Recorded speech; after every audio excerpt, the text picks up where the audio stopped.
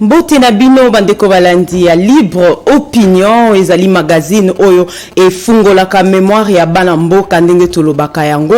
Merci na bino o bozolanda biso de partout à travers le monde. Merci na Real ya Semel 13 elongo na équipe technique Mobimba bandeko balandi déjà tozo kota na breaking news marche de force sociale et politique ce samedi 13 novembre 2021 comme terminus stade Tata Raphaël. Donc bandeko bakouta na ba itinéraire oyo pesa maki pe point de chute na bango eza na stade Tata Raphaël. Assemblée nationale interdiction aux députés déroulé avec les Jeep Palisade ce samedi. Donc ba député bakobima sans ba Jeep na bango ba Jeep Palisade dépesté. Le gouvernement a fixé $500 frais à payer par le parent pour la maternelle et secondaire. L'enseignement primaire n'est pas concerné. Donc, tu comprends que gratuité oyo et zo concerné école primaire T. Hôtel de ville, Jean Tiningo Bila appelle les Quinois à ne pas aller à la marche ce samedi dans une vidéo. Donc, à ABC, ba peuple congolais, nakati ya vidéo moko été Bokende marche T. Bandeko balandi nazanga mokote na plateau oyo toza elongo na bana mboka ba imayele ba obasalaka ete to comprendre makamlo lenge kani ezotambola na droite na ngai toza na mwana mboka Papi Mbau aza cadre ya PPRD mbote mwana mboka mbote ndeko na gauche na ngai toza na Mopanzi Sango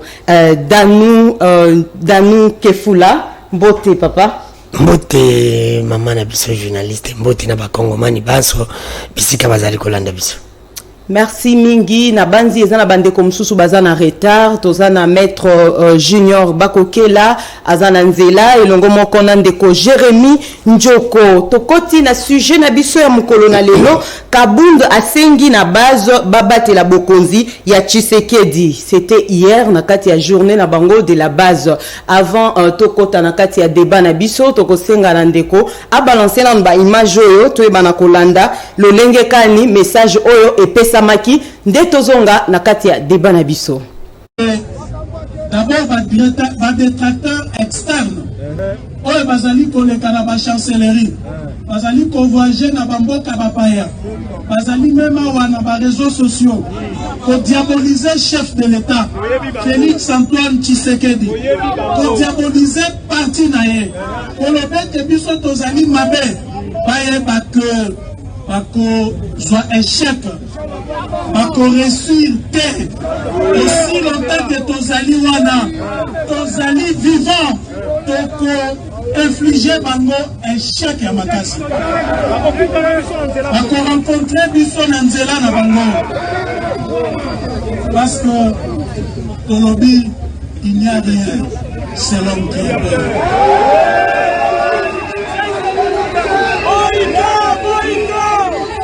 Il n'y a rien, c'est l'homme qui a peur. Mon papa bangisa biso na mboko yo apotami na mite. Mon papa bangisa IDPS ya ko bangisa chef de l'État esika azali apotami na mite. Oyo bazali kosala wana tozali kotia yango na contre exercice démocratique oyo biso tobundela. Kotiki bango basala makelele baloba oyo balingi mais mingi sala vigilant base ya parti sala vigilant tolobi nini bozala vigilant parce que badongolo misu baennemi ya pouvoir na biso bazali kolala te bazali butu nyonso kosala bareunion ndenge nini bakoki kobotola biso bokonzi ndenge nini bakoki kosalela ta chef de l'État mabe ndenge nini bana mboka na banzi bomiyo ke libino moko toza na kati ya libre débat émission oyo ezaka animé na Jacques Kalonji Diku mwana mboka Papi mekana nuko yebisa biso comment la base de l'UDPS sera-t-il protéger le pouvoir en place? Oui, je pense que déjà, Bakongomani, il faut comprendre quel type d'homme qui prétend être le dirigeant de notre pays, c'est vraiment décevant. Et lorsqu'on se met sur la place publique pour tout passer un message, il faut tout y avoir quintessence ya makambo to ali koloba. Biso to dekriaka wa to ali koloba que nos dérive dictatoriale s'installer na Congo, pas tout bondi makango te. Mais bomoni mutu lokola ndeko kabunda alobi que non, base il faut protéger les pouvoirs. Or biso to yebiki batu ba protéger ka pouvoir tout d'abord premièrement et ali mobeko constitution na ba loi organique oyo esalaka ke non mutu ayeba ko agir, mutu ayeba ba limite à pouvoir nae. Par la suite, il y a les services spécialisés. Automoni la police, armée et consorts bangonde bakobate la biloko na batu na pouvoir en place. Mais lorsqu'on trouve les civils, les militants d'un parti bien identifié, bangonde bako protéger pouvoir, allez-y comprendre déjà préparation dans l'intention ya mutu auti koloba ya linini. Donc je pense que tout le monde nous avons pris acte de comprendre que non, les longs des aboyés de Kochulombo aller protégé par les services à l'État, mais aller protégé par base ya bisika place à outil. Mais c'est décevant. Mais l'État continue à faire sortir l'argent pour payer les services, soit disant oui qu'on sécurisé, mais aussi longtemps nous avons un groupe de badauds qui sont dans la rue, qui sécurisent l'institution de la République ou qui nous sécurisent nous. Mais ceux qui y est de Kochulombo bako sécuriser et pas ba militants ou ba bengi ya IDPS, mais boni bato ba ali na balabala nani ko sécuriser bango. Donc ceux qui déjà la République est déversée dans cette apologie politique que l'élo batu bali ko gérer, batu bali ko sécuriser Congo, bali nde batu bilili o bali komona. Donc la République est descendue trop bas. Parce que les gens qui ont un problème, je dois encore aller me plaindre na ba militants et IDPS pour dire que non, nous devons nous protéger. Mais vous aussi, CML13 ici, doit être aussi protégé par les militants sous les bois. Donc allez-y comprendre que non, c'est un message qu'on nous lance que non, nous allons affronter tout ce qui peut se prononcer comme démocratie na balabala protégé par la Constitution, garanti par la Constitution. Ceux qui babimi, parce qu'il y a beaucoup de confirmé que nous bakokuta biso na balabala. Mais nous avons demandé l'autorisation pour marcher et l'État a accordé. Pourquoi tu écoutes bango na balabala? Parce que bango basé là qui autorisation pour marcher. Donc cela veut dire que l'intention est déjà bien identifiée d'allumer le feu na mboka. Ye moto akokoka aolinga kopelisa na Kongo akokoka ko mangota. Nazozongela yo mwana mboka. Akokoka ko mangota. Tozwana no mwana mboka danu kefula. Est-ce que Zomona Makambango le lenge moko awa mwana mboka papimba wa rappelé biso ete mobeko ndezo batela mboka mais lelo président vice-président et assemblée nationale Azako Loba ete base et banako batela pouvoir en place yo lobini nel Kambongo. Merci madame. Quand on est dans le barana lobby, ce pays n'a pas de chance. Il n'a mis lobby. Il n'a mis tout na mutuna bito komesana. Batuna mutu ba pesa réponse na tuna to komesana na nini to mesana na passe to mesana na changement. Pourquoi na le barango? Mon a débit ya mandat ou yande ko Chilombo. Andeko ya lamuka bakoka ko benga présidente. Bandeko ya IDPS ba ibisa ki bango ba lebi ko mesana ko benga président. Bakomo benga président. Andeko ya IDPS ba ibisa ki biso celui ba komi na pouvoir. Soda ko za voiture na ye, soda ko so mandat ko na ye, to ko comme Allemagne d'Afrique, ba ko sala biso ba millionnaire. Tozi yango to ko mesana. Est-ce que to mesana ba ba location ou bien le coût mais to mesana ba projet. Alors on a évité ndé na tout na mto habito ko mesana. Mto na mtape sa réponse place azali to mesana na changement tout na passe. Alors eloko o le biko babo ngai eloko kamusinga te meloko moko na ko yibisa ngali nga otanga kombo la été. Pour moi ça modèle te na kotanga komona ya moto ya tsuki vice président assemblée te za bato ba betel ba kuna zel ba kwena mus nga kotanga komona ete nga za jeune fona mona ba valeur pona nga zo incarner ta valeur mote bato fuma pesa ba chance pas na IDPS la principale chance pas papa qui se kidi alors nga pona nga za modèle te na kotanga komona ete na émission tie kusila il fallait nda yebisa que peuple né ndenge ko nanga bina ko zana nga idée na bango te bo parce que bango pe baza pa bato ba bomimbo ko mageke baza sous affecté basi balongwe bato batikali sikonde tout ça charger na bango parce que bango baza déjà les passé. Alors est-ce que ceux qui alingi ya boy na yé constitution ya mboka oyo ko batela mboka il fallait le bata peuple nda koki ko batela bokonza mboka mais ali bato ba militaire ya IDPS te IDPS azana ba militant na yi la muka azana ba militant na yi pepe ndia neto zabo na minute ndeto 600 ya okene marche nangala ina nzila na moni de appeler c'est pour te dire que plein bateau ba bimanga na nzila et ça peuple te za ba militant o ba kondibela de ko mate failu o ba kondibela ndeko kabila o ba kondibela bande ko ba sango ba ke ba bimi na nzila mais ce n'est pas peuple congolais peuple a fanda kalanda ko alikyo bimanga na nzela ni belé il fallait yebisa peuple abatela mukonzi ya mboka mais peuple ko batela mukonzi ya mboka ndenge ni c'est mukonzi ya mboka sali batante au peuple alingi peuple amoni ke yo pesi biso pouvoir balakation nyoso promoter biso to zongo to batela nani na yeba na gata sengi na ba militaire ba batela peuple pe na lobanga ona nzela madame na répéta keleko IDPS azana ba militaire ba l'équipe peuple congolais ce qui IDPS kanzaka l'équipe peuple congolais l'équipe ba kinonyos na ebele mais IDPS il fallait gagner failli là IDPS a gagné jamais a connu vous gagner l'élection mais na Kinshasa jamais IDPS a gagné failli c'est pour te dire que IDPS azana monopole yanzela te aye bisani na peuple battre la Félix alors peuple peut battre la Félix il fait bon ça peuple wana ce qui peuple bongi même ba militaire peuple aider même ba militaire la muka même ba militaire IDPS bongi so ba sangana ba ko ma peuple ne ba battre la mukonza mboka nazozongela yo mwana mboka Papi Mbao. Est-ce que méthode oyo ya ko s'attaquer na ba adversaire ya pouvoir en place et eza méthode moko ya malamu? Moi, je pense que c'est irréfléchi. Tout d'abord, c'est décevant.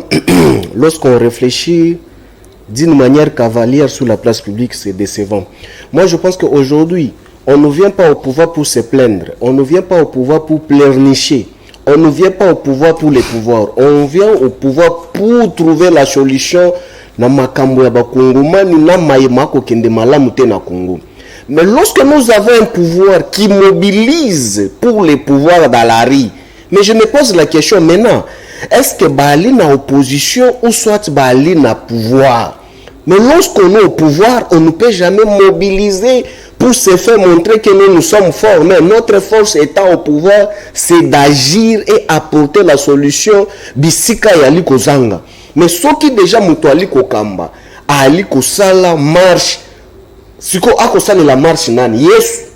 Ou bien on kosala la marche Macron? Non, ça ne va pas. Donc aujourd'hui, Batubako Kambabiso Lelo, Yangonde Toyoka qui même cardinal Ambongo Keno, depuis que le régime est, nous vivons l'inversion des choses. Mais il faut ça les mababongo liango mutu et comme mokila mokile comme moto.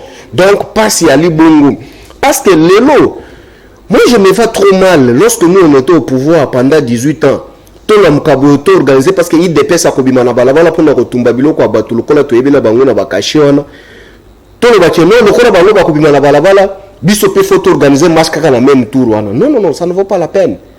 Mais aujourd'hui makambo il faut lobela bakongomani sur la place publique, c'est l'incursion chaque jour en République démocratique du Congo. C'est l'incursion. Ça devient mode de vie. Oyo bako kota chaque jour na Congo avec toute facilité et puis sortir bonnement, piller, violer. C'est ça qu'il faut parler. Mais quand on doit mobiliser les gens pour montrer aux faces du monde que non, tu es populaire. Mais oui, vous êtes populaire parce que vous avez des billets de banque, vous allez mobiliser avec l'argent. Mais est-ce qu'après avoir mobilisé, vous avez résolu les problèmes? Une fois au pouvoir, vous allez trouver la solution? Non plus. Ram bolongolité, insécurité bolongolité, lipa oyo ndeko Kabila tika descend. Ya cardinal Ambongo, nazotanga citation moko parmi ba adversaires ya pouvoir en place. Awa babi le cardinal Ambongo est libre de parler de la politique, mais il doit aussi s'attendre à une réponse politique. C'est un combat. Oza citation ya Jean-Marc Kabunda. Nakozongela yo mona. Mais pour ajouter quelque part là. Mais Moutoto Tanga Kombo à répondre que non, il faut un mongo à réponse politique. Oui, tu applaudis. Mais il faut à se souvenir. era banda ko kende ko pleurnicher pas catholique on a pour avoir 50% de soutien à bango. Il ne s'attendait pas que c'était la réponse politique que Batouana fallait que bazouango. Mais aujourd'hui le problème c'est quoi? Quand même la forêt équatoriale, aujourd'hui les pygmées au bas kolanda biso même 5013 autres, même téléphone en réalité. Mais bali ko constater l'incompétence sur la gestion. Est-ce que tu te rends compte? Si la forêt équatoriale où les pygmées ne suivent pas même télévision, n'ont pas même de téléphone parce que les réseaux sont athées, mais bali ko sentir incompétence. Mais tu sais que c'est gravissime. Ce qui a dit même par notre cardinal. Mais lelo ya pas si ali nini. Moutou a kosala ba verbiage politique ou on a sur l'immoralité de l'incompétence. Ce que nous attendons de, nous avons un de nos communautaires communs, c'est la République démocratique du Congo. Lelo problème n'a se fait à la focaliser la République démocratique du Congo. Kabila est arrivé dans ce pays ici où on a trouvé la démocratie était calcinée, sissonnée, où même les institutions, il y a démocratie et banda coexister. Mais Kabila a payé un prix où nous avons trouvé les institutions de CENI qui a fait l'objet et l'existence, il y a eu des pestes dans le pouvoir. Mais aujourd'hui, la suite de continuité attend que le pouvoir. On devait voir aussi que M. Chilombo, une fois au pouvoir, il devait faire aussi un pas pour aller au-delà. Voilà même pour sursaut d'orgueil, même personne Moutouti Kolobawana. Après si même Mitango, Yaba armée Nabiso, revêtu de quel pouvoir? Si on doit être dans une matinée politique, une organisation purement interne politique, mais on doit prendre maintenant la situation sécuritaire, exposer devant un petit groupe de soi-disant militants et donner même les chiffres qui engage la République. Voilà là où on amène le pays. Merci, Mwana Mboka, Topé Sapé, Danou Kefula Maloba. Comment jugez-vous cette déclaration, monsieur Danou?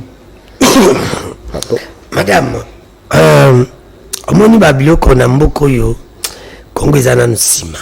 Congo izana nusima. Parce que, Tobo sanarate para biso paloba na mnoka mboka na biso para binjete bitsa kona nkoina zamba. Bakata kango tezembule. Pe batu nyoso basala na ba mbitumbate. Batu nyoso basala na ba mbitumbate. Mutabosa na rekeswa komi na place akanisi ye azana place wana tina soka. Me mutamayela mitu na nana fandaka na kiti oyo avanga. Nana kufanda prenga. Ni na kusala kibatu bakanisanga. Bongezi matu zana babilo mi bali tukanchaka na vie. Tuko kancha mtu msuna mabe. Tuko kanche pe na malamu. So moni yo ba o kancho na mabebo. C'est normal à ça la plus commune na mabe. Moi je peux même pas citer ton nom parce que n'est pas dans un modèle T. Nga et pas dans un modèle T. Mutu mo bala muki na to na modi ta komi millionnaire. Mutu ba ndopesi mbongo pour kabila ba journaliste a changer mbongo a changer kati mbongo. Il est là comme millionnaire to comme kanga comme bon. Ils ont encore Congo beti ba kuna zelo ko na musu. C'est comme ça que mboka ngo izalaka. Mais madame ele moko photo loba. Obi songa na bande ko ba gonde ko danu olinga ndeko Chilombo tete. C'est faux. Na linga ndeko Félix Antaki mutu. Mais politique nende na linga te. Parce que bateau peut ba na côté na yi ba otindi na mabende bateau batinda Kabila na mami. Ce n'est pas normal. To ninga Kabila kende pona nini? Po to ninga to mona changement. Obi ke to bando sala ba marche na mboko yo. Bango batikela biso baba so na beta mati. Na triomphal wana. Mati banda 6 ici la raté. Ndio sala po batay de pesa. Ba sala marche. Baba tayo za kebelit. Papa tika ngana no baba mesana. Ndepe lelo ko mesana. Inazo ninga akende aza gaz nazo kende la mesala na déjà gaz okazi penza aluka penza mai na mateka atia nelongi donc papa di gaz et na osepela na mona penza Kabila simbi failo ba omashi siko ba beti ba gaz aluka place okima mais ba mema nga sifa na nteba zo kama moli va mema ipe pour moi la souffrance obligé toujours mais lelo yo na tanga ndeko Chilombo biloko aneko salima te oyebi ke to bando ganzi ma passer na bona tanga kombo oya zaka pela nga za modete passer oya ba pesa mbongo paka bola bana moto ba chapeau oya lia mbongo Kabila elala mukango mofinga Kabila soki batu fo ba to kanga ba na Kabila fo ba kanga na bango batu ba condition Kabila nere oya ba ndeko telemela basango pona Kabila anti valer na mboko mais lelo yo passer wana pesa baba na moto ba casque pona ko ba marche ba to salima te lelo na tango pouvoir ya IDPS o soit disant entre guillemets ba ina démocratie pour nga ndima ngote démocratie na mboko izatelo beko ya maintenant ne comité mais moi namboka alors bandima basala ba biloko oyo pe alo ba biloko oyo mais basango bazaki elle va bengaka heureusement mon oncle qui la télé soit léger là où il est Cardinal Monsengo alobaka ke bato bazaka ba médiocre atanga comme bato mais pour nani ba taxer dans les côté wana biso to betaka maboko lelo soki ba mbongo ba mbongo comme abe elle mani la bundisaka ma nani comment ça s'appelle Mobutu azala mabe soki ba bundisa bino madame c'est pour dire que on moni mboko yo bato ba mona changement na weza biso na peso ile na peso ka mki pour comprendre oyebi ke oyeba nene nini ke mpuka poli na ndako oyo kona solo mboka soke bongi ebona na basini comment na basini to ke na décembre on komona kaka kene na wesel nyo ka ko de wita pote zo sani sa de letindi sa ego zo wita ka pote zo yawo o so mona mkonini mbongo lengo ki sase ke poto soki mbongo lengo ki sase ke poto zanga batu mo batina ba police batina bana bona poto pour vous taper minerval niveau ya mboka pour mona keno mboko za na passe mboko mutande fali pa mboko za mboko mona ke mulima salamu ezali ke bato balala na salamu mulima salamu ezala raté misala ezate mboko ko mona ba passer ba contribution mulima celibat ezala raté mutamba raté pour mbongo ezate na niveau mboka catégorie nyoso mboko on ba somba de message neto sa mission na bato balanda biso yo kati bato babima na baba na sentiment mboko ezala système moko nene tozali pa na bango système ezaki ka côté moko nde mai balitola ekendaka côté moko bato bana mbongo baka na mbongo ndepe lelo kande ba onde bazali na mbongo pa kabila ndepe bato lelo bato pouvoir comme na mbongo c'est pour te dire que le changement y était ba mataba kita Félix akoza na nyonso na Congo mais le la Félix azuna peuple té ayeba que 2023 à cause de notre président mais on s'est là à cause de deuxième sénateur à vie moi namboka papi mbao nani nde aza réellement vrai ennemi to adversaire ya pouvoir en place na UDPS non l'ennemi vrai ennemi lelo ya pouvoir en place eza oyo babengi kanyaka mais ennemi ya liboso ezali soki muto akolia te parce que libumu na yo ndenge ya liwona na koki ko maîtriser yango te soki na pesi yango eloko akolia te ennemi ya liboso yango wana te parce que soki yo lie te okosepela ndeko Chilomo na te ennemi eza bato non les personnes qui bazo pointer au bout du doigt non attention nous sommes les pays aujourd'hui qualifiés comme un pays de mallettrés par ma salle statistique plus de 37 millions ya bakongomani bako bika na nzala malnutri kende na Kasai je t'informe quand le pouvoir lelo en place na Kinshasa bako sala maraboutage sur la place publique lelo ya lisoni Kasai et ali ko se vider bango nyonso tout bako bima makolo Kasai bakendaka na ba train oyo me makabiloko na place ya komata train oyo me makabatu me ba mati na train oyo me makabiloko pa okende Katanga et kufi bako kende makolo sans valise sans nini ba me mi biloko ya kolata na basaki ya fufu Kasai se vide mais soko ke na Kasai lelo place mai et bonganaki mais les gens meurent chaque jour. Kende na Chikapa va voir ce qui se passe. Il y a mon voisin qui était là, vient de là, M. Guy, que je cite même son nom.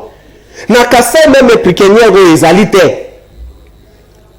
Ba transfiser na lo, ba boaki yango butu, na tongo baluki mususu yali komona te, ba ke ko lukango na poubelle, ba désinfectant na parfum na ye, o autaki nango na Kinshasa. Po ba tia yango lisusu. Parce que Zalité, Nakasai, je précise. Mais quand les gens qui viennent de ces coins-là, qui viennent ici sur la capitale, Fati Béton, qu'ils arrivent à Lubumbashi, Fati Béton, mais Béton là, c'est quand les gens mangent bien. Béton là, c'est quand Nakasai, tout le monde batu maï, eux, ils allaient polluer, la République démocratique du Congo, bouche bée. Parce qu'Angola pollué maï na biso. Bana bako kufa mutuakie na hôpital, au 2 heures d'état, bana ba perdre ma vie. Les éléments sont là. Mais le régime en place ne dit absolument rien. Le régime en place, son problème, c'est quoi? C'est pour dire, intimider les gens, envahir les combattants pour aller brûler, calciner le bien d'autrui. Mais Nakasai, mais il ne dit absolument rien. Mais les lots, avec le régime qu'on nous a traité hier, que non, c'était le régime Kabila, Rwandais, Tutsi, Tanzanie, toutes les nationalités Bopessaï. Mais Kabila laissé savon le coq à 200 francs. Kabila laissait libre à 100 francs. Que M. Tshilombo a mené avec son régime à 800 francs. Le pain à 700 francs, non seulement et comme 700 francs, Bakiti, c'est un même grammage. Gratuité d'enseignement, il y a lui appelé le Obaïm de la Kibiso. Laissé dans la constitution par la vision de Joseph Kabila Kabangi, qui avait voulu que la constitution soit ainsi. Lorsqu'on était en train de légiférer la constitution, IDP c'était dans la rue nu, en disant que non, c'était acte de vente que Kabila avait vendu le pays. Mais aujourd'hui, s'approprier encore de la constitution pour nous rappeler de cette œuvre que nous avons payé un prix avec le vote. Mais le problème c'est quoi? Voilà la raison pour laquelle aujourd'hui nous, après l'émission ici, je suis dans la rue, pour aller marcher, montrer la face du monde que non, c'est de trop. Si nous prenons même 2 ans à Kabila, Kabila quand il a pris le pouvoir, malgré tout ce que vous pouvez l'insulter, et les 3 ans de M. Tshilombo, c'est jour et nuit. Dis-moi, na période à Kabila dans 3 ans à pouvoir na ya zoa. Hausse de prix à la niveau. L'incursion, Rwanda pouvait entrer dans notre pays quand il veut plus sortir. Non plus. Mais aujourd'hui, dans 3 ans, ce qu'on a enregistré, si ce n'est que des voyages. 168e voyage, 178e voyage. Et encore moins, nous avons encore amené l'avion que Somba et Lissousou. Donc, nous avons encore compté des voyages et des voyages. Mais le peuple gagne quoi? On nous a promis ici que non, de voyager pour amener les investisseurs. Même un cambiste polonais ou chinois, au moins il y a un Congo. Mais le Rwanda, parce que nous, je rappelle que toujours les Congolais. Mais chez Tshilombo nous a dit que Kagame c'est son frère. Vous avez vu Bakangi, photo dans des coups de Tshilombo que nous allons déconnailler. Mais aujourd'hui, les enfants de M. Kagame, aujourd'hui considérés frères de Tshilombo, sont entrés chez nous, piller, violer chaque jour. Même avant-hier, l'incursion, et ça l'a mis dans l'Est. Ils ont continué mon lambeau capable. Nous sommes dans la rue parce que trop c'est trop. Le régime en place est la Kisibotaou Nango. Dans 3 ans, nous avons vécu le plus pire. Au moins, Bilili et Kolakisande Konae, Bananae, Bakote la Kibiso, Bapi, Ndekochilo Mwalobi et l'autre côté. Mais nous avons les ambassadeurs les tout puissants en République démocratique du Congo qui décident sur le sort de la République démocratique du Congo. Aussi longtemps, même le régime ici, Yandeko ya Kagame, n'a le lobby té. Mais comment l'ambassadeur Wana Bazou les devant Balobi déjà. Mais nous te contredisons que le régime est athée. Est-ce qu'on a qui va réunir les militants sous les bois pour leur dire que nous contredisons ou mettons en garde ambassadeur a craché sur le nom des Congolais? Vous avez vu même l'ambassadeur États-Unis quand l'incursion est salamina Est. Gouvernement a décoché l'Ombolobi et côté, mais l'ambassadeur a sali point de presse, vous avez vu? Vous avez vu? Ambassadeur Yandeko Chilombo, outre que l'ambassadeur à Rwanda, un petit monsieur dans notre pays, que nous on a chassé avec Kabila ici pour ne pas être ambassadeur ici. Mais il se tape la poitrine aujourd'hui, nous défier. Et par la suite, tu vois comment on a Bameli Champagne Yandeko Chilombo. Est-ce que tu as vu Batou sous les bois là?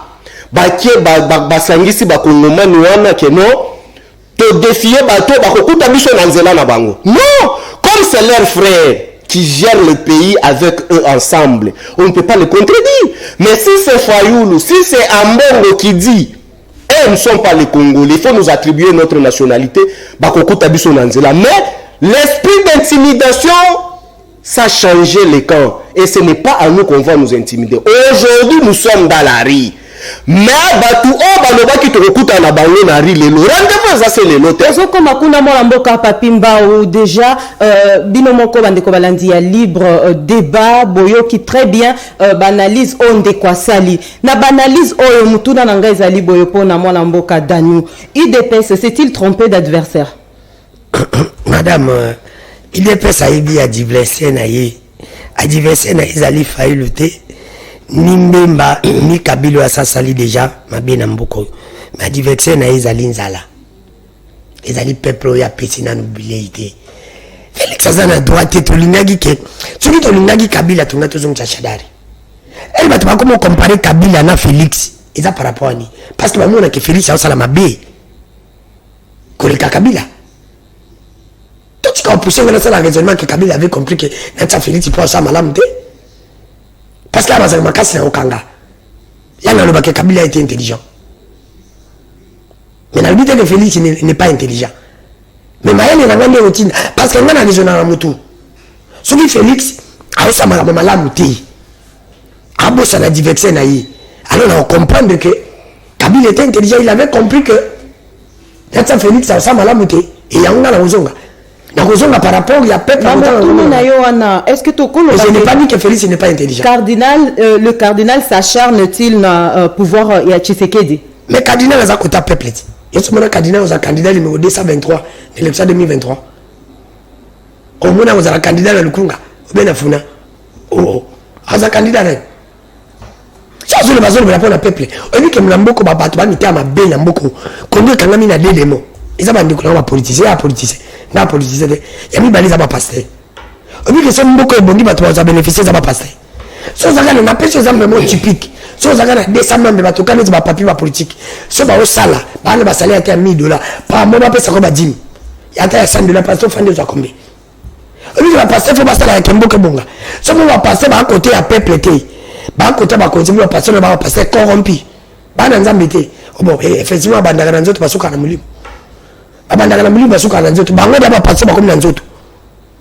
Parce que balongo na mulimu nzamba longa kati na bango parce que mbasa boni muselenge takimi na munjiba okima musengete ya okima odemo musengete za mto salai. C'est pour te dire que madame c'est faux et archi faux. Ce qui est moni a mongo akoloba bosolo azana n côté à peuple akomona passe à peuple yamba za koloba ezali tu vas passer roté. Bon c'est vrai que normal parce que tu benga va passer là benga va passe temps. Mais tout de suite église de rêve église de dormir. To évoluer na pesa na motuna madame ce qui te lui maramboza koloba peuple ndi aza diverser à Félix a bon sa peuple après sa peuple biloko alingi après sa peuple au Kabila pesa ki peuple té on se comprend ta comme si le moko et le que ça ko bon Félix alandi Kabila malheureusement na Kabila alandi Kabila té Kabila il a qui se va projet c'est révolution des modernité c'est un chantier au moment Félix a dit 100 jours. Félix a dit les jeunes au moment. Félix a dit Félix on garde. Félix n'a été Félix. Avec ça comme président à l'état-major général à Est. Félix avait ça comme président au salaire au moment. Félix a dit comme c'est Allemagne d'Afrique to comment. Félix a dit comme c'est un millionnaire to comme un millionnaire. Félix a dit soda ko soma mundu kinena ko soma voiture na yena ndako ni soda somba. Salaire à soda et mata. Si on y a mis na place bongo biloko social et bongi ce que biloko Félix a travaillé Kabila a travaillé qui est belé même abé Félix pas y a tout travaillé belé même abé Félix fait travailler paie mais bien fala si mataba secteur tami bali est-ce que il y a une gratuité simi sur gratuité le ngwe bani est-ce un cardinal a ko mobiliser marche politique? Non, cardinal est apolitique, il ne peut jamais mobiliser pour la politique, c'est faux et archi faux. Donc, ce qui nous trouve à lobby que non cardinal a mobiliser marche politique, par le passé, un cardinal a payé ça 50%. Et ça marche politique peut-être. Et la bande pesa 50% pesa même 6 places ba okendo sala makambo la bango stone. Ba dénoncer qui a wote zaki marche politique te. Non, sur ça d'orgueil. Tu sais que lorsque tu as un fromage na kimukolo, tu bande na bisika ba oteka ba ko benga ngo savon. Mais c'est quoi mais qui savon ou ali ou amo ki ra na ngo savon te abeli liboma. C'est déjà un problème. Lorsqu'on n'arrive pas à faire le distinguo, il y a Batu, non. Ndeko na wani na rappeler le kumuka lobi que non Kabila sala asala ebele mais ndenya mabite. Non, mais il faut pas comparer Kabila et Chilombo, c'est jour et nuit. Il faut plus le faire sur le plateau là où je suis. Comment? Kabila est arrivé dans ce pays ici. Il a trouvé la République démocratique du Congo Tozaki Kaka à 320 km à route asphaltée. Un état délabré très avancé. Mais Kabila a le pouvoir de nous laisser plus de 4000 km de routes asphaltées en dehors de la route et à terre abattie. Kabila est arrivé dans ce pays, le pays n'avait pas même un budget. Encore même la réserve d'échange n'existait pas. Nous avons payé le PPT de 14 milliards que Kabila n'a pas consommé, ça a été consommé dans la Deuxième République où même les Tshisekedi étaient membres du gouvernement à Mobutu. Mais Kabila a payé. On ne se plaignait pas. Et Kabila n'a jamais eu le courage de dire que non, Mobutu a détruit le pays. Mais nous sommes partis. Nous avons laissé l'argent dans la caisse de l'État. Nous avons laissé le budget qui n'a pas même changé jusqu'à aujourd'hui, incapable même de mobiliser ce que nous on était en train de mobiliser. Mais quand ils sont arrivés au pouvoir, mbongo ya liboso basala ki nango folie, nani atika yango Kabila te. Oyo ebisinga projet Chilejelu. O to kango kaka na kombo ango Chilejelu soki la kisakani sous le régime Chilejelu. Non, Kabila 5 chantiers. Messieurs, lorsqu'on a construit Bakunko Bolobi Basotu Muto, Batongano Nanda Kwamen, Yakabuya. Mais si Kabila n'avait pas construit des routes au besoin Bakunki à Sima Boutier na Bakouana, il devait construire ça où? Ils ont amélioré à quoi? Captage d'eau au Bakosala Lelo. C'est Kabila qui a laissé ça à l'hôtel de 59 millions, 7 points et quelques pour durer de 17 mois. C'est nous. Et l'argent était là. Il y a encore comparé biso régime na biso na régime Chilejelu. Tangela Bango et régime Chilejelu, ils ont réalisé quoi? Si ce n'est que Bombé, autrement na régime na Bango. Oui, je te félicite parce que le but que Basali Makambo, le qu'on a biso te. Oui, effectivement. Na régime na Bango, tout le monde va aller biso Bombé. Au moins nous avons tambola yakolala régime na bango ba elibiso ra oui nous acceptons régime na bango ba elibiso les liens entre Chilejelu na Bombe mais eza bambuma to consommer na régime na bango mbuma yango na to consommer yango ba ujanda mbuma ya Bombe rame incursion marche à Baélève, yo Kabila Razali na pouvoir, au Bobenga Rwandais, Tanzanie, tous les nationalités Bopesa.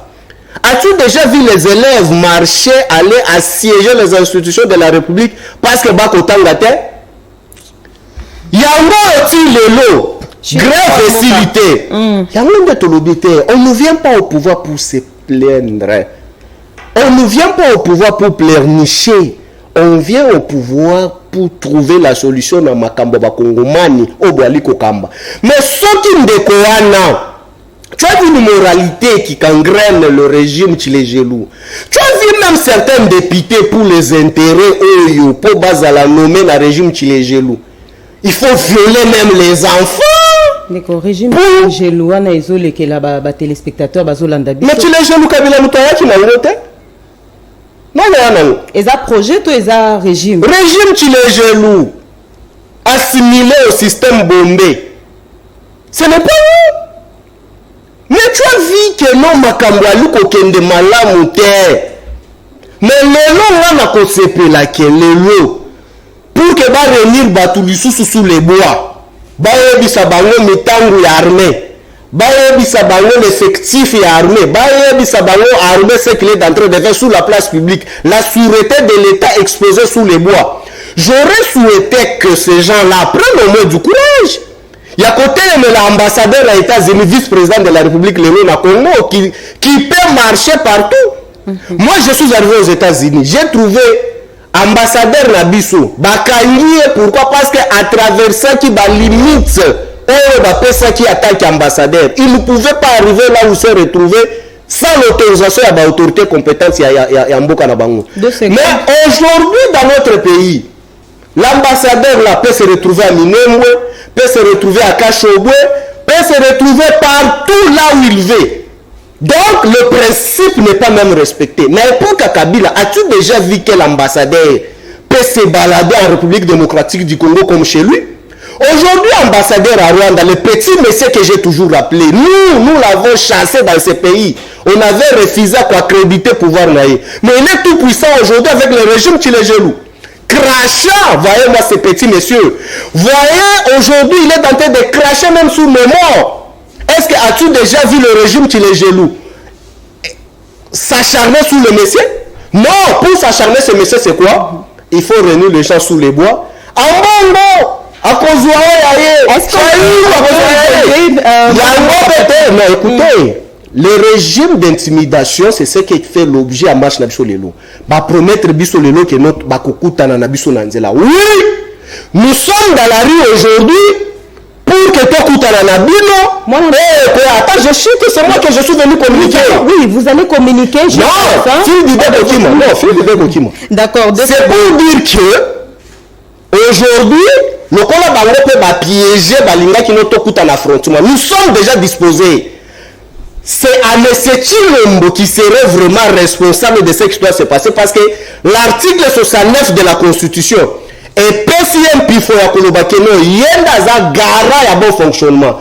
Lorsque Basengi marche na bango, il n'est pas évident aussi que non, bosele la biso meeting que non, tokokuta na bino na balabala. Bon, intention zali nini? Ya guerre civile? Ya kobunda? Ya kobuka biloko ba Congolais? Non, la démocratie, c'est aussi laisser les gens s'exprimer selon les principes sacro-saints, mais à ne pas violer.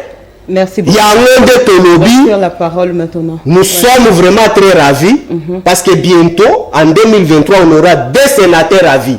Kabila et M. Chilombo. Ils vont se rencontrer au Sénat tous deux. Et en attendant l'actuel qui va entrer encore au pouvoir sur certains vendeurs de chez nous. Merci. Mwana mboka Danu Kefula na moni Olandi e penza na bokebi penza mingi penza awa tozolo bela siko réponse nini na vi na yo oyo IDPS ko réponse politique nini ya kopesa na cardinal to me kokota na enveloppe wana panzela biso yango. Madame Isaninga passe moni na fandi calme na tilo bongo na litamba na zelo bakende ko Félix azana problème na Congo yende problème. Il pas à la solution dans le bango na petit naté et bah tu parles bango na lingara Félix c'était na bango na lingara politique na indé bon effectivement azapi moi c'était pour na lingaye na lingara ka moi pour tala mambo papier ikoloba el papier yi na TV azoganga na mabongo so bomba sali biso c'est parce que Félix a travaillé mabe ça Félix a travaillé malade papier ngaya na TV te alinga lo banini pour tout ça la biso bien mboke bongi tout ça quand même bien attends mboke comme okeni na mituna moko IDP ça ba kuta mboko la libulu. À côté de boulot à combien de mètres? 10 mètres. À conduire à 5 mètres, c'est 5 mètres. Pour nous, on a un bambou qui va se faire le boulot. Pour la plupart, on a un bon sur la salle biso. Pendant 3 ans, Félix travaille bien. Il y a un conseil de président, pardon. Travaille bien pour papier à l'île, la TV. Tout ça, chargé dans le bomba, le barrage sauté. Parce que ceux qui ont travaillé, ma baie, bango bazo ya koloba. Alors, on va pas le bic, non? 2023, vous considérez ma ozonga. Mais le niveau de Félix a travaillé, ma baie, à kozonga, naïe. Pour passer les tout ne ko papi na peso belema obosani elo wa malamu soso Kabila saluta inga banzela asale elo wa malamu mama bala le rate elo na moni pa Kabila ne malamu ngwa le rate pour Kabila travailler na Mbemba Kabila travailler na Moïse Kabila travailler na Muzito Kabila travailler na Palu Kabila travailler na Rubero Kabila travailler na Zaidi Ngoma mais Kabila le bate ke bila na ye ils a partagé alors te ba 18 à Kabila mabe na travailler na bato wana 21 à Kabila mabe. Mais il dépasse ma belle là-bas. Na 3 ans, Balimba Kabola Bila, na Bemba, na Moïse, na FCC. Place de la monnaie qui dépasse sa correcte tangwana. Il faut s'assumer. Bila, oui, à ma belle, il dépasse. Mais, ils ont ma belle beaucoup, nous sommes, on fait, oh, y'a le Kabila Salibiso Banzela, tout ce ton dibi. Mais, ma belle, oh, Kabila Salibiso Tokobo Salamouti. Et connu ma la mignos. Et on Kabila Salima belle en beaucoup, jamais Togo Libisara. Ils ont gagné l'élection, ma belle, organisée en 2018. L'élection Kabila en 2018, c'est ça ma peuple congolais. 5 secondes. C'est ma belle bottine de Chilombo. Merci. Il m'a dit que Félix a le bail. À lui, je reconnais que l'élection Salima Guinini, Malamouté. Moutué Moka le week-end, Nzungo Ngana Bimi, ça Malamouté. C'est qu'on a le bani. Madame, je suis là, ma cause, ma décision, mon talon, ma décision, ma cause, belité. Où est belité, non, so? Où est belité? C'est pour te dire que ma belle Kabila Salibiso, attends papa qui se fait place à ça, allume sa Kabila té. Et c'est l'élection 2018. Et ça m'a bien ma casse. C'est pour te dire que et ça les locaux à décortiquer na enveloppe. On peut s'en papier malbami. Comment tu peux aider? To évoluer de konanga. Tu peux nous on a la bonne katangai. Ozana maloba na zo rappeler na rapport to gérer ndengo. Na kamisa to avancer. Une église au milieu du village. S'ils sont morts chez eux, mon cher. La bandana en position. Madame. Na bosolo pe bosimbo. Enveloppe ya monsengo ezana ngona. Contenu na ngona yo na ngozanga ile mo peuple. Asengini azora. Ezana netinga na chande ko Félix. Soko bomsimbo ko na kokatisa sabaso mangana sa transhumance. nde bato mosusu basali transhumance baboma mboko na Kabila bakome papa ngai na koyembela Félix mais lokola ebongi te nakomisa ndeni nakomisa Félix namona comme na ndako nakoma de Falipa naye nagangi Fatibe nakoma na ndako ya Bengali ndako nafuti ndako te c'est pour te dire nakoma na ndako Congo eza te c'est pour te dire que non pasi ya Congo comme nango Félix bonheur ya Congo kozala pe comme nango Félix c'est pour te dire que non Monsengo azorappele kaka Monsengo kuta aza na bonne foi aza korappele ndeko Tshilombo ke bongi ça pour peuple à commis le cas là-bas balinga basala remise et puis na Jésus ce qui va bon ici tete oyebele pe nzemba oto yembela nzambi fanda na yo Félix fanda na yo so bongi mais le cas là bongi te Félix 2023 pour nous tous avoir élection surtout quand Congo le bito élection ce Félix a qui atana ibembe bembe au gagner sans un petit peu de tricher mazalo na tant ko bongi ça ce ka bongi na ye pour peuple congolais dans les seuls peuple au monde ko sali mabe. Moi, mboka danou ke fula to découvrir les sous adversaire mon sous il y a pouvoir en place ezali régime il y a Kabila. Dans autant citation, le régime Kabila nous a menti que l'armée congolaise a un effectif de près de 180 000 soldats, mais après vérification, nous avons compris que c'était un pire mensonge. Il a parlé de 50 000 soldats à l'est, or on a trouvé 10 000 soldats. Oeza meeting we salami bande konyoso bayoki ezala ba def ba bunza Congo bande kwana nyonso na biso nyonso tolandi yango malamu motuna nanga epai ya mwana mboka Papi Mbau. Est-ce que c'est un simple mensonge ou un vieux complot il y a Joseph Kabila Kabange contre Félix Tshisekedi? Kabila a un complot contre Ndeko Tshilombo. Un vieux complot. Non, oui, c'est ce que je dis. Si on dit un vieux complot, c'est le mot français. Donc, un vieux, cela veut dire qu'il est Ali Yakala. Voilà. Donc, Kabila est Azaka na babot. Quand Ndeko Tshilombo lui marchait avec des Weston, il pouvait planifier que Aya Kosala ait coup d'état lelo, ou bien Aya ko piéger pour que Acha ait prêtre. Est-ce qu'il pouvait s'attendre que non Ndeko Tshilombo pouvait être président dans ce pays? Non, ça c'est de n'importe quoi. Et d'ailleurs, qui a dit ça? T'as déjà combat Moutaloba qui est là quoi bongo. Pour comprendre le sous. Natanga Luango déjà, Nauti Kotanga très bien Malobo Lobama qui n'a kati ya meeting. Bande konyoso ba meeting ya nani?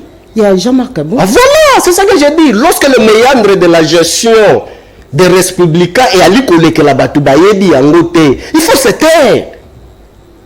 Il faut se taire. Mais c'est un peu en contradiction lorsqu'on ne sait pas maîtriser Makambo ya Républicain.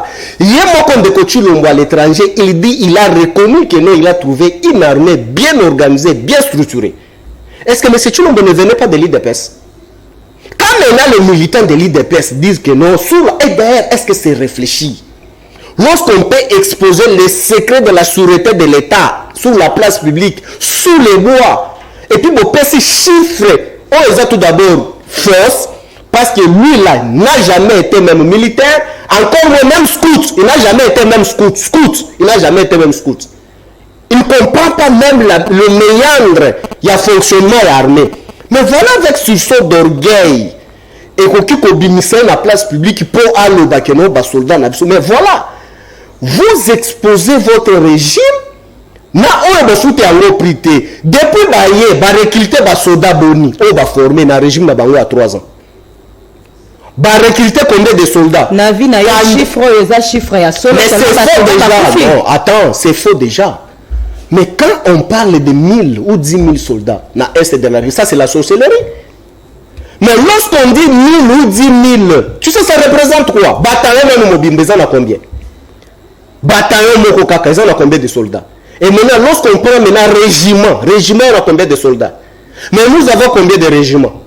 Et nous avons combien de bataillons? Mais tout ça, on doit venir apprendre certaines personnes qui viennent sous les bois, qui non, voilà le fonctionnement de l'armée à Liboé. Mais le secret qui nous engage, que nous, la République démocratique du Congo, est-ce que l'empereur nous bango libanda? Où le Congo, ce n'est pas une forêt. Congo et à Limbo, Kao, ambassadeur, nous surtout Bali, Baebi, Lingala, Baebi, Chiluba, Baebi, Swahili. Maïnon, surtout Toali, Koloba, même les adversaires, les ADF, Oba, Kosala, Nkisho, le la marche de santé depuis le régime où il y a en place. Bali, Koyoka déjà. Mais vous voulez attaquer encore votre adversaire aussi longtemps, vous l'avez déjà donné, votre effectif, votre force.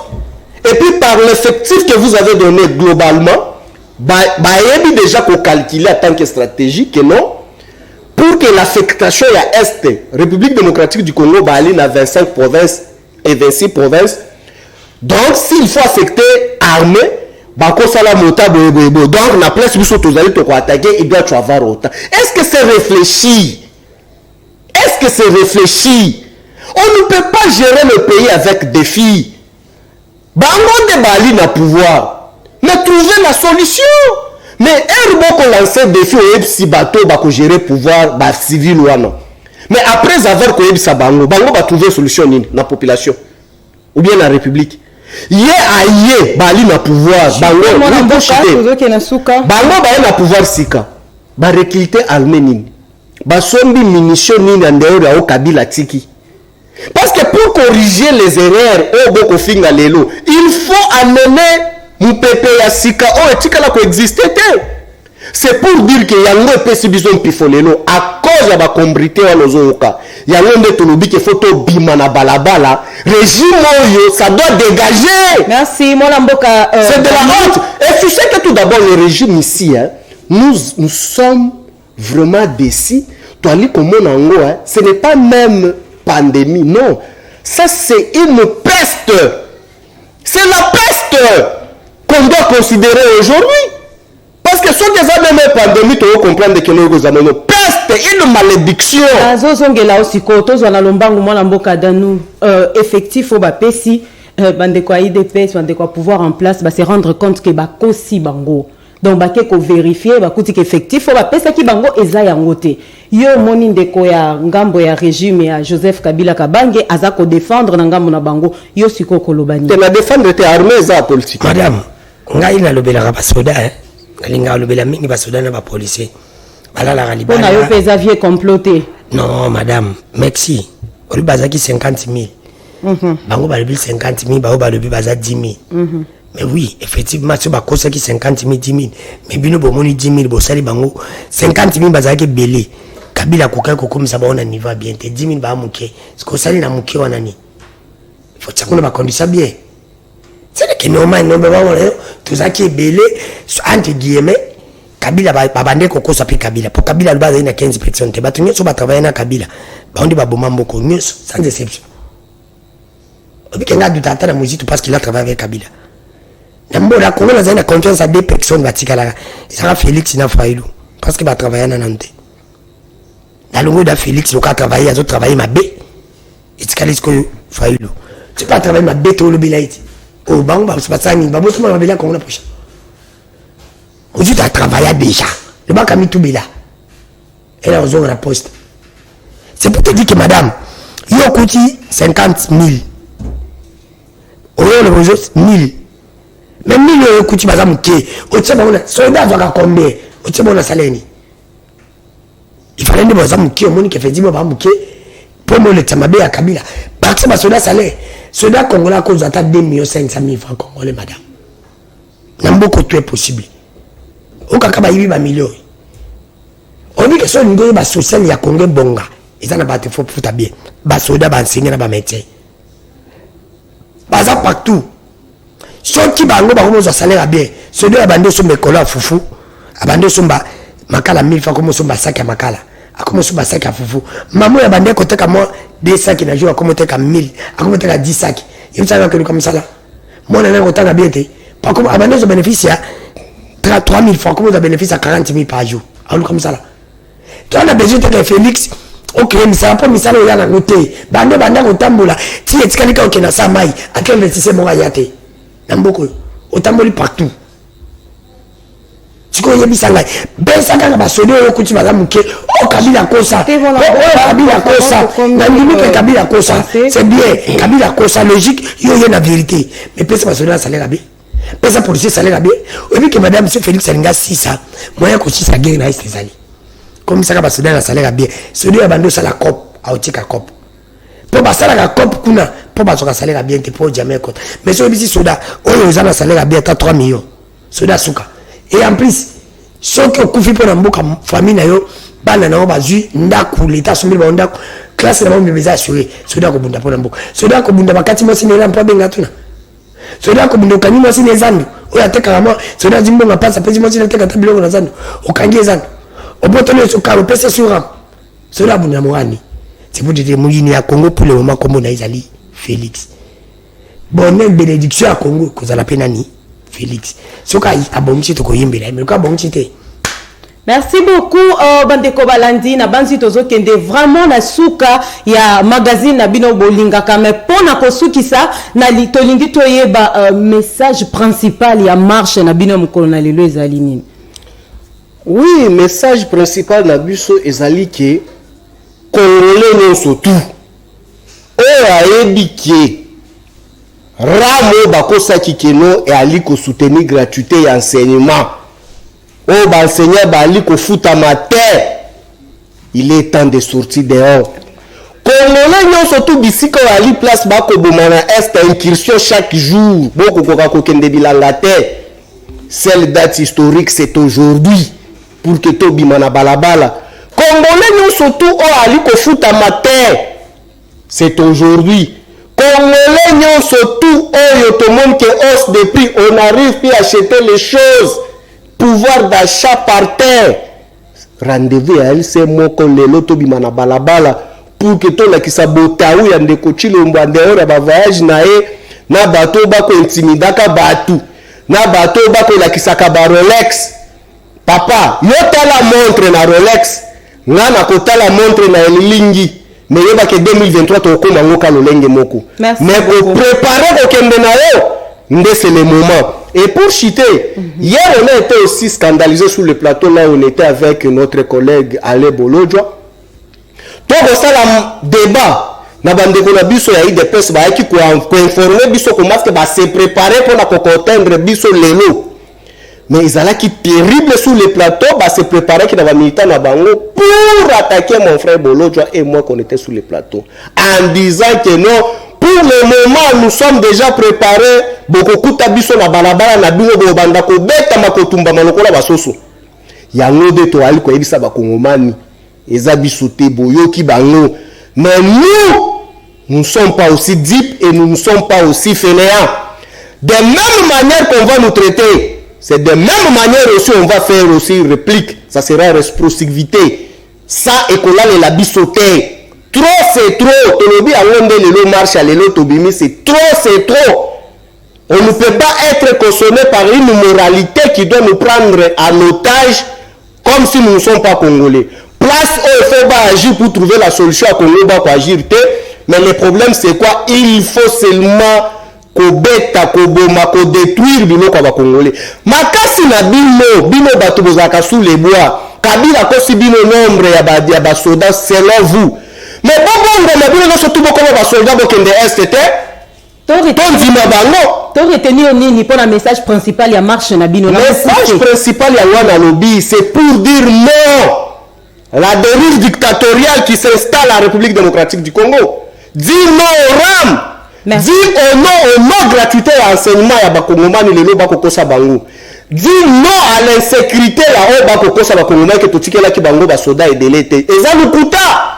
À cause de ça, nous sommes dans la rue aujourd'hui pour dire non que ce régime ici doit démissionner pour laisser la place de transition. On évolue pour finir. Lilo Basuka, moi l'amboka danou marche za lelo bandeko bakozala nanzela lelo kino na stade Tata Raphaël na ebité lilo bano ya suka za nimpoto komi pratiquement na suka peto liengo ngana biso. Oui, na komi saka peuple congolais c'est la démocratie. Ba marché ngapi na marché.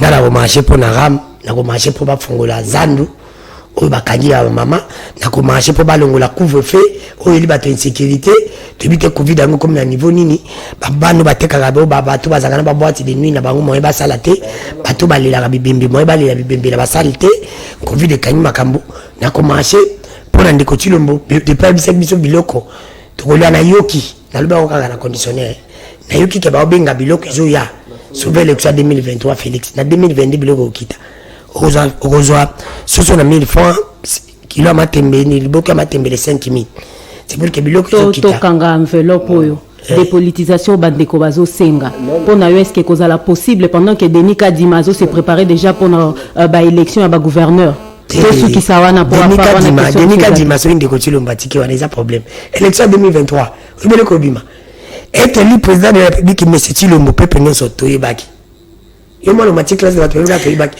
être élu député national intel toyebaki ceux qui Félix alingi élection na yi et commandé les adultes les lotis parce que bato baboya kango bato nyonso baboya kango qui président élu ezanga ité peu comme appelle en 2023 té alongola Denis Kadima a élection malamu so a élection malamu kozala omoni Kabila organiser élection na Congo Félix a comme président pour na Kabila mais ça y a bé élection mutakoya na ngoli boso na Congo comme na yi Félix était za Kabila mais Félix a la modèle ou ya mutali boso ya ko organiser élection malamu pour tout le monde élection nyonso Kabila a sala c'est que mon député abimi balba que président zaki élu tu vas mon président abimi balba que mais Félix a la capacité au salango ya on balba que no problème za ko likana Congo net ezali pa Kabila kombo na ngolelo omoni bato ba tsokufa on ta tsokufa ya pa ya la muka je m'excuse batem eza muto la Félix mtabomi yo mon intérêt kapangala na orosumu ke mi place Kabila bete mo masasi c'est pour que ceux qui va dérapage ça ne peut le dommage